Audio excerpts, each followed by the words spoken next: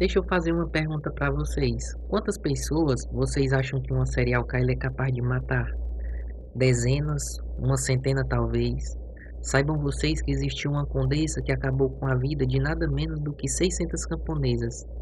Seu nome era Elizabeth Bathory, imortalizada na história como Condessa Sangrenta. Como parte da nobreza húngara do século XVI, por anos ela sequestrou e matou com impunidade e por motivos totalmente aterrorizantes. Bom, hoje nós vamos conhecer mais sobre a história de Elizabeth Bathory. Vamos entender suas motivações e tentar descobrir a verdade por trás dessa horrível onda de assassinatos. E é claro, antes de começar o vídeo, deixa seu like, se inscreve se não for inscrito e já se inscreve agora. Elizabeth nasceu em 7 de agosto de 1560, em um local na Transilvânia que hoje é a Hungria. Durante a infância, ela viveu da mesma forma que qualquer outro nobre da época, cercada de luxos, no castelo de sua família. Mas a vida não era tão perfeita assim. A jovem sofria muito de ataques epiléticos que muitas vezes deixavam totalmente incapacitada. Os médicos na época até receitavam terapias envolvendo o sangue de pessoas saudáveis.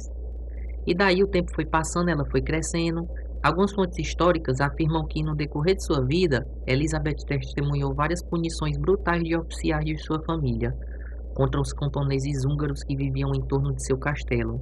Além disso, apesar de ter crescido em meio a uma família de protestantes da igreja calvinista, alguns historiadores acreditam que parentes dela chegaram a se envolver com satanismo, bruxaria, seja como for.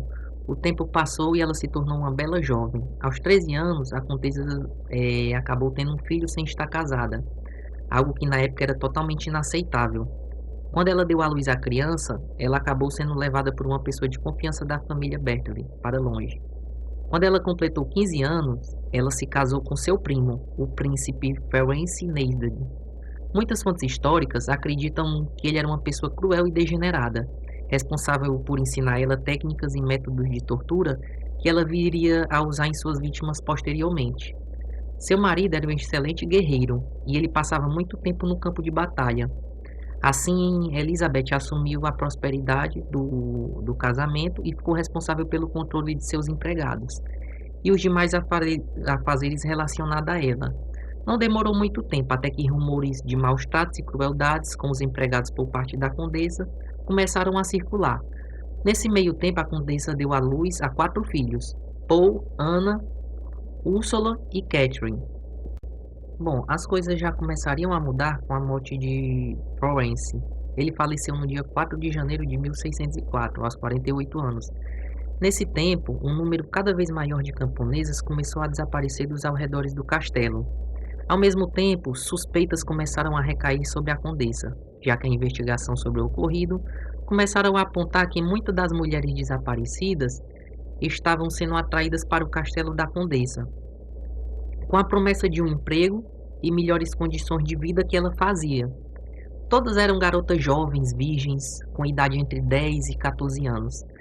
Assim, em 1610, a investigação começou a montar as peças desse horrível quebra-cabeça, com mais de 650 meninas desaparecidas. Então as autoridades voltaram as atenções só para Elizabeth e seu castelo. E foi lá que descobriram que a condessa torturava suas vítimas com máxima crueldade. No decorrer da investigação, autoridades ficaram sabendo do horrível destino das meninas na mão da condessa. Após serem atraídas para o castelo, ela aprisionava e praticava uma série de torturas e mutilações horríveis. Além de surras com porretes, Elizabeth também cortava os dedos, os braços, as pernas e cravava agulhas debaixo de suas unhas e as queimava com brasa e em seguida submetia a banhos gelados em temperaturas negativas. E além disso, seu sadismo também incluía surras com arame farpado e além de cobrir o corpo das moças com mel e jogá-las para as formigas e abelhas. E o mais aterrorizante dessa história ainda está por vir.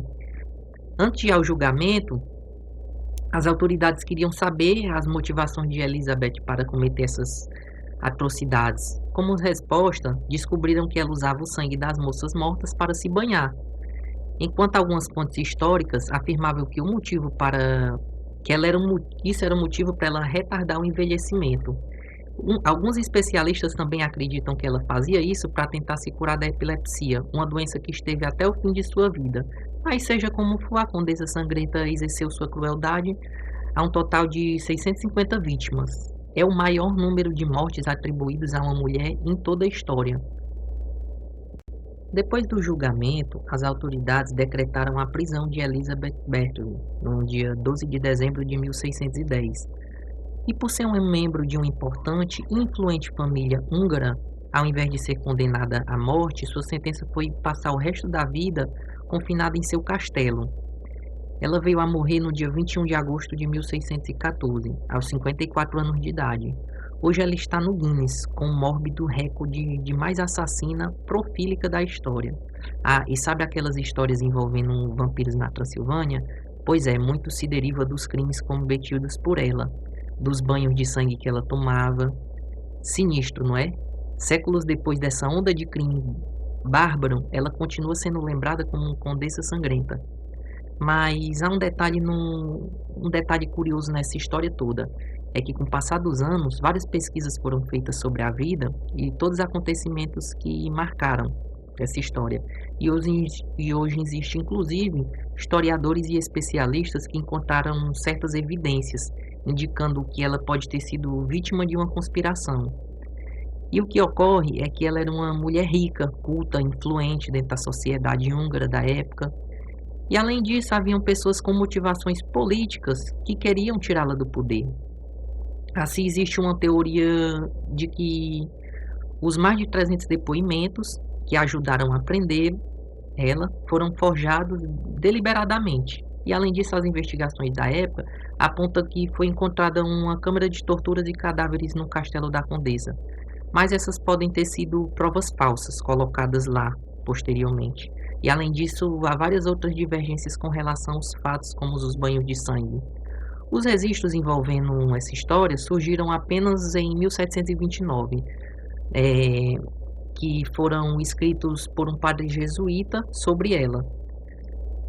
Com o passar do tempo, alguns métodos de torturas e outros fatos sobre a vida da Condessa também começaram a ser questionados, sendo que muitas outras pessoas já acreditavam em uma ficcionalização excessiva da sua história. Mas, claro, tudo isso são apenas hipóteses, que nada pode ser comprovado com total veracidade. E esse com certeza vai ser um dos maiores mistérios da história. E enquanto não for provado, de fato ela é inocente, né? E ela sempre vai ser conhecida como a serial killer a maior que já existiu na história. É de gelar a espinha e aterroriza milhões de pessoas no mundo todo até hoje. Bem, gente, essa história é a história de Elizabeth Bathory, a Condessa Sangrenta. Eu vou ficando por aqui.